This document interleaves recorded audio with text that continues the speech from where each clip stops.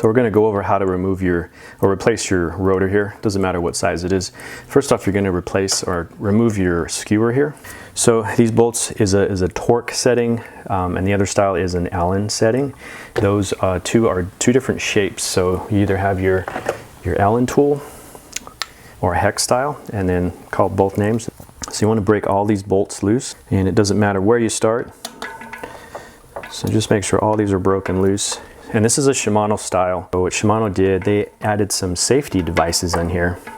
So underneath these bolts, there's a washer, but the washer, it's like a flat washer that fits for two bolts. So there's a washer here, and a washer here, for lack of a better term.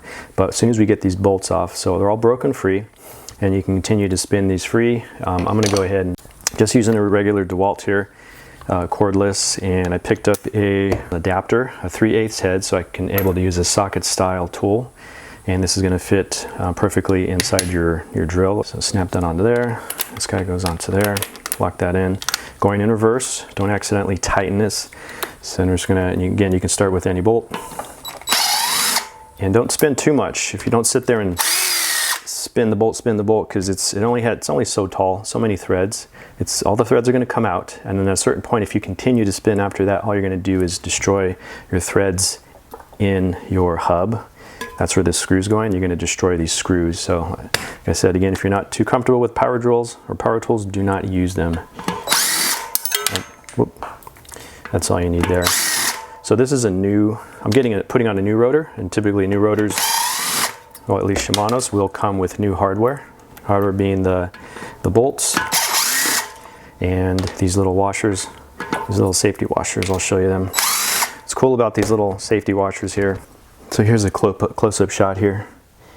So TOP might be hard to see there, but reading it left from right. And then right over here, there's a little ridge. So I can feel that with my pick. It's pointing upward. It's going up instead of down, and you got it pointing up on the other side. And then this bolt right here, I flipped it open or upside down, and here there's little tiny ridges. You might be able to see little bumps in case this screw wants to back out or vibrate loose over time. Those ridges will catch each other and stop that screw from moving out, or at least moving out at a quick, rapid pace. The other safety thing they do is they put Loctite. Actually, it's a thread locker, but the company name is Loctite. So they're going to see a blue, typically blue. They might come in a different color, but this stuff it's kind of like thinking of wax, dried wax in the threads. It's going to create resistance. That's also going to stop this screw from vibrating loose. That's going to rub on that little metal ledge right there. Being a brake, they really don't want you to lose your rotor. So once you got all those out, this guy just comes right off. So this is the six bolt pattern. The other style is a spline style. It's gonna use a similar tool that you would use to remove your cassette. So this tool right here, this is the Park Tool FR5G. And it has little splines right here. That tool would fit perfectly in that lock ring, and then you would just use this to unscrew it with another, probably a crescent wrench. This one being the most common out there, 6-bolt style pattern. So once that's free, you just want to clean that area up a little bit, wipe it down. You're going to see a little bit of that blue thread locker on the inside. That's okay, you know, you can probably blow it out or use a Q-tip, but you know, if it's more or less fairly clean, a little bit of thread locker in there is not going to hurt anything. It's actually probably going to be a little bit helpful. The new bolts in the package, so these bolts should come already with pre-Loctite or thread locker on them already. They apply it wet and then it dries.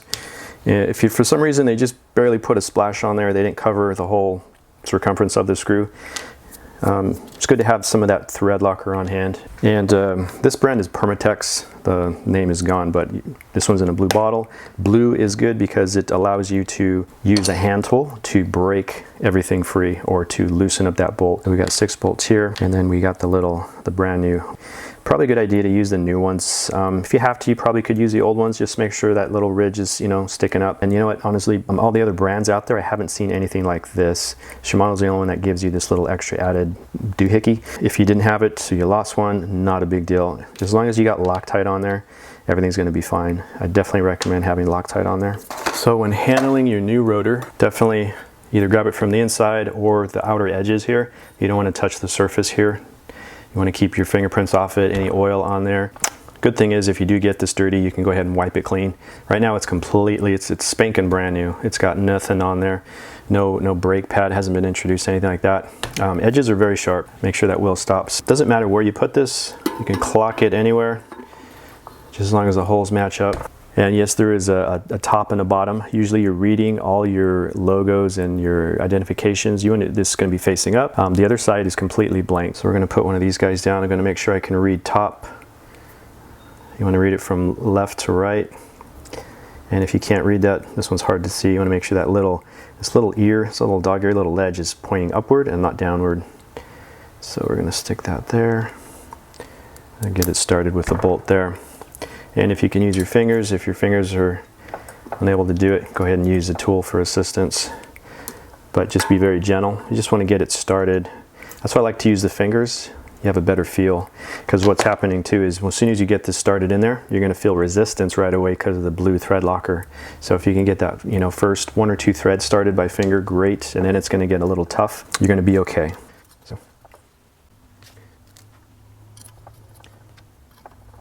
Okay, so all these are still sticking up. They're not quite flat or flush down to the rotor here. I was able to turn them at least 1.5, if not 2 revolutions. So I'm very confident that these are started correctly. They're nice and straight, nothing's crooked. And if you do use a power drill, go ahead and if it has adjustments, put it to its weakest adjustment and then work your way up. So this one is actually probably a little more dangerous to use. All right, so this one I feel more comfortable with. It's the smaller version. It's got adjustability all the way 1 to 4. So I'm going to start this out at about 3 or 4, and then we're going to install this guy here. So this is just it's a regular 3/8 socket with a permanently installed T25 Torx setting, or torque tool, or bit. And then we're going to go in the correct direction. It also has variable speed on the trigger, but we're starting at 3. And then like right there, it turned it about 1 turn, and then it's actually 2 weeks. So I'm going to jump up 2. I'm going to go to 5. We're going to do a star pattern of tightening. It's right there. So we're just starting off weak. Just want these to make contact, so we're going directly across. Went from this 6 o'clock, or I'm sorry, 12, 6, and then we're going to jump up to the next farthest one. So either that one or this one, and just go on to the next farthest one. Jump over here.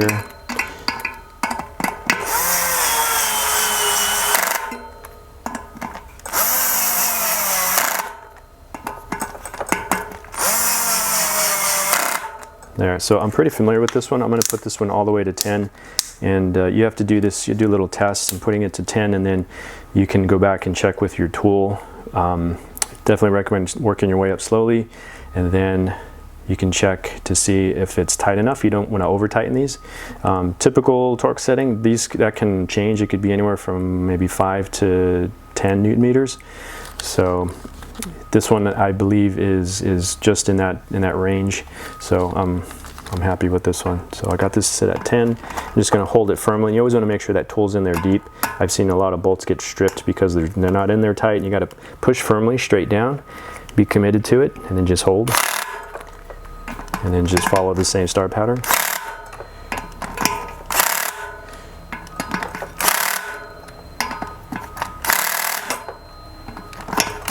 And if you have to, go ahead and do it a second time just to be sure.